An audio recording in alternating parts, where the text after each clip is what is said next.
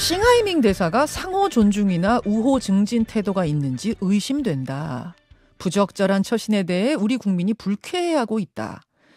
1880년대 조선의 국정을 농단한 청나라 위안스카이를 떠올리게 한다는 사람이 많다. 예, 어제 윤석열 대통령이 비공개 국무회의에서 이렇게 말했다고 합니다. 비공개 회의라지만 알려진다는 거를 감안하고 한 말이죠. 상당히 강도가 높습니다. 이런 발언이 나온 배경은 우리가 잘 알고 있죠. 지난 목요일 싱하이밍 주한 중국 대사가 이재명 대표와 만난 자리에서 한 말. 미국이 승리하고 중국이 패배할 거라는데 베팅한 것 같은데 반드시 후회한다. 이 발언에 대한 대통령의 반응입니다. 근데 이게 대통령 반응이다 보니까 파장이 상당할 것 같습니다. 어제 대통령실은요, 중국이 적절한 조치를 취해달라 이렇게 요구하기도 했는데 적절한 조치란 뭘까요? 일각에서 말하는 싱하이밍 추방까지도 고려하고 있는 걸까요? 국회 외통위원이시죠? 국민의힘 윤상현 의원 연결해 보겠습니다. 윤상현 의원님 안녕하세요. 예, 안녕하세요. 우선 윤상현 의원입니다. 예, 총평부터 좀 듣고 싶은데 지난 목요일부터 지금까지 돌아가는 상황 어떻게 보고 계십니까? 일단 한중 관계 현주소를 보여주는 것 같이 너무나도 참 아픕니다. 이게 이런 식으로 계속 추방까지 가는데 추방까지 가서는 안 되고요. 이런 걸 가지고 오히려 새롭게 뭔가 돌파구를 열어야 된다. 저는 이렇게 보고 있습니다. 추방까지 가선 안 되고 오히려 전화위복 삼아 돌파구 마련해야 된다. 한중 관계 그 말씀이세요? 예, 맞습니다. 근데 그게 바로 외교거든요. 예. 외교라는 것은 어떤 반전을 만들어야 됩니다. 그래서 지금 대통령실도 나서고 대통령도 비공개 국무회의 발언을 하지 않았습니까? 예. 그래서 계속 난타가 벌어지고 있지 않습니까? 그렇습니다. 이럴 때일수록 문제의 본질이 뭔가 본질을 찾기 위해서 물밑 대화를 하고 비공개 특사도 파견을 하고 그러면서 전화위복을 만들어가는 거. 그게 바로 외교다. 저는 이런 식으로 갔으면 하는 바람을 갖고 있습니다. 비공개 특사 보내서 물밑 대화해야 된다. 수위 조절해야 된다. 이런 말씀이세요? 예. 알겠습니다. 하나하나 좀 차근차근 짚어보죠. 예. 우선 싱하이밍 대사의 태도, 이거 외교적인 결례 저지른 거는 분명한 거죠? 예, 외교적인 결례죠. 예. 근데 지난주까지만 해도 우리 외교부와 중국 외교부가 서로 마탕이하는 수준이었어요. 서로 맞초치하면서. 예. 근데 이제 어제 윤석열 대통령까지 직접 나섰습니다. 싱하이밍을 청나라 대신 위안스카이한테 빗대기도 했는데 이 정도면 지금 우리 대통령이 사안을 상당히 심각하게 보고 있다. 이렇게 해석하는 것도 맞죠? 대통령께서는 이제 비공개라고 해서 이제 개인의 소외를 말씀하신 것 같아요. 근데 이제 비공개라고 해도 그거를 또 밖에다가 얘기하는 분들도 문제가 있고요, 기본적으로. 근데 비공개 국무회의는 원래 또 참석자가 워낙 많기 때문에 다 아름아름 알려지는 걸 대통령도 알고 말씀하신 거 아니에요? 아니, 대통령 그 정도까지 생각을 안 하셨을 거예요. 원래 스타일이요. 보통 사석에서 이렇게 얘기하는 스타일이거든요. 그래서 본인의 개인적인 소회를 밝혔는데 그게 이제 외부에 공개된 거. 그것도 문제고요. 일단 이런 식으로 되면 결국 계속 에스컬레이션이 됩니다. 대통령도 마치 외교 싸움에 점에 나선 것 같은 모양새가 되거든요. 맞아요. 예. 대통령은 그냥 자기 개인적인 의견을 피력한 거예요. 비공개라서. 그런데 그걸 또 바깥에 이제 언론에 유출이 되고 그걸 가지고 또 논란이 막 제기가 되고 결국 한중 관계 악화가 될 수밖에 없다. 이게 한중 간의 어떤 외교적인 여기 한번 보세요. 이 중국에서도 이제 위지엔이라고 합니다. 약견이라고 약속할 약자. 위지엔 볼견자. 자오지엔이라고 소견이 아니라 위지엔이라고 해가지고 약속을 해서 불러서 단계를 낮춰서 불렀거든요. 그런데 이게 자꾸 언론을 타고 악화가 되거든요. 그러면은 이런 식으로 해서 만약에 언론에서 대통령까지 외교 싸움에 전면에 나섰다. 이런 식으로 몰아가고요. 그리고 대통령이 이런 얘기를 하고 대통령실이 적절한 조치를 요구를 했다. 그런데 왕원빈 의원이 중국 외교부 대변인은 거절하지 않았습니까? 어제 뭐라고 했냐면 요란 떨지 말아라 이렇게 중국이 바로 답을 내놨어요. 사실상 거부거든요. 예. 그러면 대통령이 외교 싸움에 전면에 나섰는데 예. 만약에 중국이 그를 거부를 했다. 그럼 국가 원수 체면이 어떻게 됩니까? 그렇죠? 그럼 그 다음 단계에서 국가 원수의 체면을 살리기 위해서 추방을 해야 됩니까? 계속 관계를 악화시킬 뿐이죠. 우리가 만약 추방하면 그쪽도 우리 대사 추방하죠. 당연히 추방하죠. 우리 대통령이 이렇게 뭐 위안스카이 운운하 했는데 중국이 열받으면 또 시진핑 주석이 한마디 하면 이거 완전 파탄이네요. 예. 그렇게 가서는 안 된다는 겁니다. 이게 감정으로 가야 될 문제가 아니라 이성적으로 국가 이익을 보면서 접근해야 될 문제다. 이 말씀을 드린 겁니다. 그렇게 보시는군요. 그러니까 대통령이 어떤 개인적인 소회로 사석 느낌으로 말한 것이. 사석으로 말씀하죠. 원래 스타일이 그러세요. 원래 그러세요. 근데 이게 지금 국무회의잖아요. 예. 국무회의에서 하는 대통령의 모든 발언은 사석 발언이라고 보기는 어렵지 않습니까? 그런데 보통 이분이 이제 비공개니까 개인적인 의견을 피력한 거고 이게 이런 식으로 막 나가고 뭐 이런 거는 생각은 안 하셨을 거예요. 그렇게 보십니까? 그런데 중국이라는 나라가 기본적으로 대외 정책이 있어서 특히 한국에 관해서는 일종의 중화주의, 중국이 중심이다. 그리고 소위 말해서 외부에는 격이 낮은 국가들에 둘러싸여 있다. 옛날 주나라 시대 때부터 외교관인데 이게 아주 강합니다. 그래서 우리 한국하고 과거에 뭐 무슨 조공관계다 이런 게 있지 않았습니까? 그렇죠. 하나의 신화의 나라다 뭐 이런 얘기도 있고 그러지 않았습니까? 그래서 어떤 이 우월의식, 중화주의 이런 게 아주 강한 나라입니다. 우월의식, 중화주의. 예. 그러니 이번에도 국장급 인사가 우리 제1야당 대표, 국회로 따지면 사실은 1당인데 1당 대표를 관저로 불러서 이게 생중계, 민주당 유튜브로 생중계되고 있다는 걸 뻔히 알면서 입장문을 15분 낭독한 거. 사실 여기에서부터 상당히 국민들은 굉장히 자존심이 상했고 그래서 뭐 대통령이 할 말 한 거 아니냐, 뭐 시원하다 이런 반응도 있긴 있거든요. 지금 문자들 들어오는 거 보면. 그러니까 물론 감정적으로 그렇죠. 시원하다 얘기하나 대통령 외교 전선에서 싸우는 최전선에 있는 분이거든요. 최전선에. 결국 만약에 한중 관계가 악화가 돼서 이런 식으로 양국의 대사를 서로 추방하고 악화가 되고 이게 만약에 경제 분야까지 가고 그건 결국 우리한테 무슨 도움이 되겠습니까? 결국 이런 식의 현재 관계를 슬기롭게 전화위복으로 만들어야 된다. 이런 때일수록 한중 간의 전략적인 물밑대화를 해야 된다. 그래서 왜 우리 이런 식으로 한중 관계가 흘러가고 있는지 서로 살펴보고 그걸 통해서 뭔가 새로운 계기를 만들어가고 지금이야말로 한국과 중국 간의 전략대화를 개시할 시점이다. 이게 바로 외교라는 거거든요. 일단 비공개 특사부터 보내서 이거 풀자. 지금 이런 처방전을 주셨는데 근데 국민의힘 일각에서는 추방해야 된다. 페르소나 논 그라타라고 하죠. 기피 인물로 지정해서 추방해버려야 된다는 이야기가 지금 공개적으로 나오고 있는데 그럼 윤상현 의원은 그것에는 반대하시는 거군요. 반대합니다. 추방해서는 안 됩니다. 절대 안 된다라는 입장.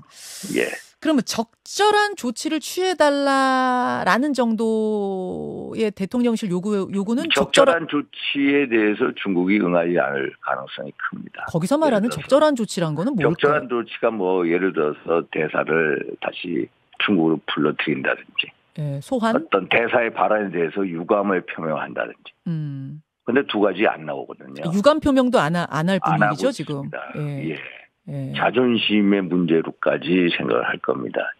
그러면은 이걸 어떻게 풀어야 되느냐. 결국 싱하이 대사가 여기 온 지 2020년 1월 달에 왔거든요. 꽤 됐어요. 꽤 됐어요. 이제 곧 한 겨울 정도 되면 물러날 시기가 옵니다.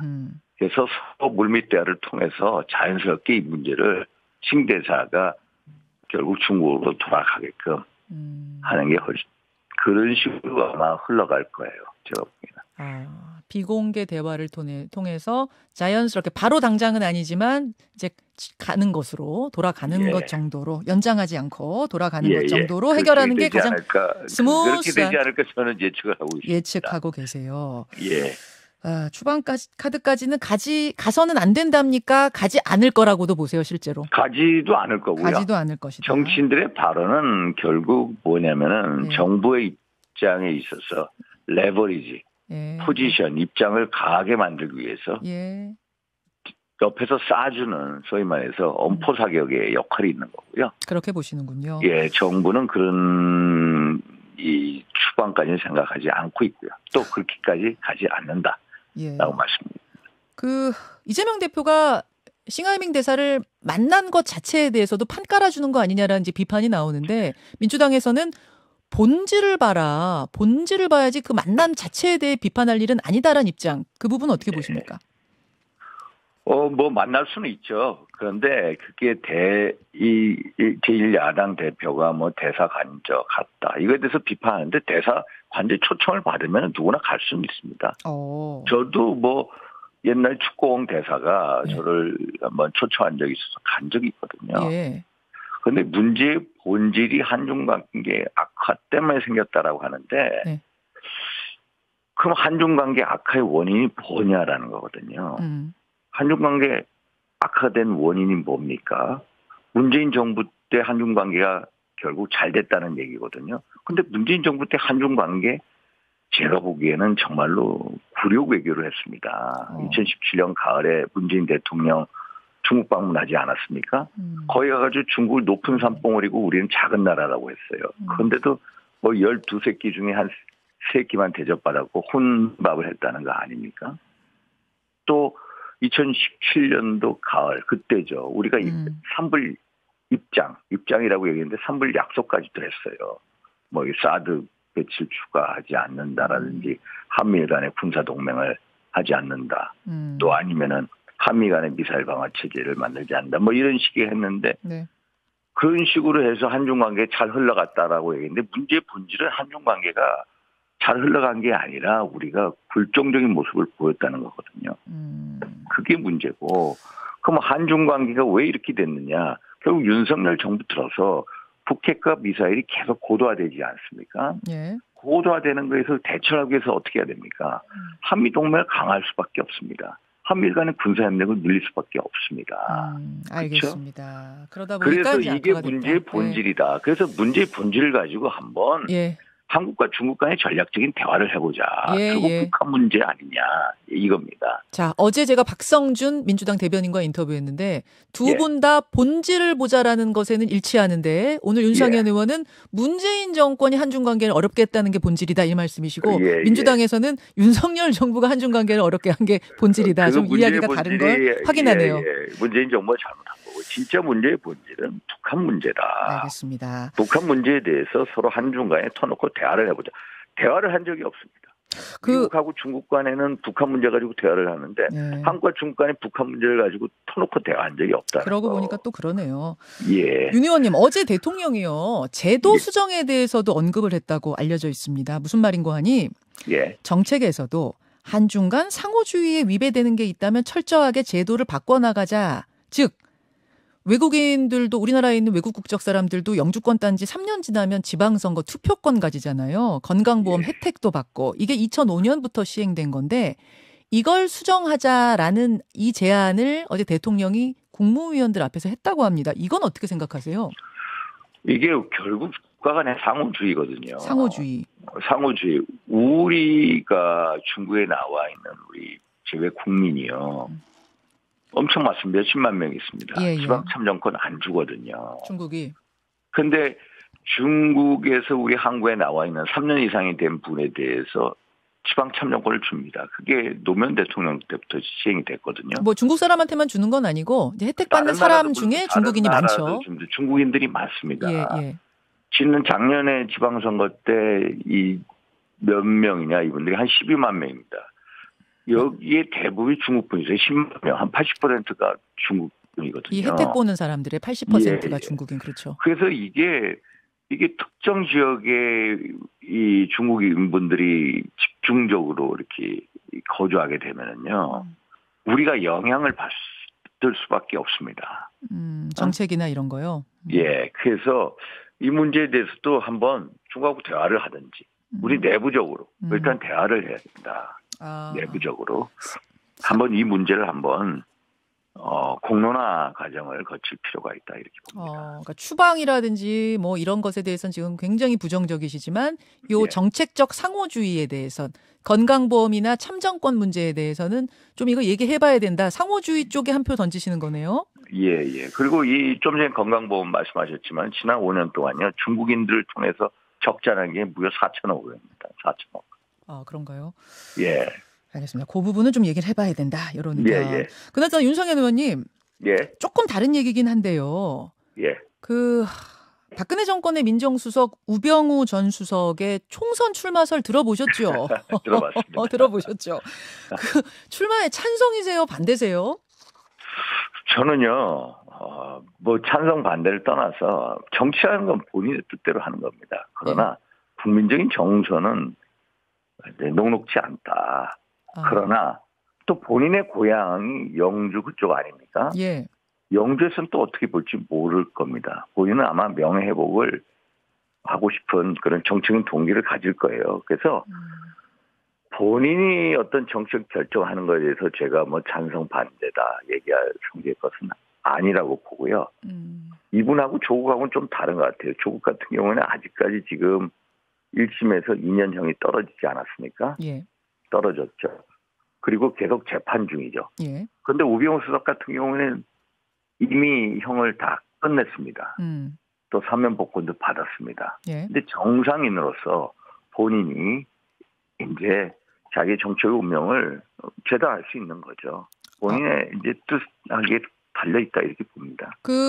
고향 영주 쪽 출마하면 당선 가능성도 있다고 보세요? 그거는 자세히 모르겠습니다. 그거는 물론 모르시겠어요. 근데 그쪽 지역에 제가 보면요. 네. 박근혜 대통령에 대한 정서가 아주 강합니다. 그러면은 박근혜 정권의 민정수석, 상징적인 민정수석 우병우 수석 당선될 가능성도 꽤 있네요?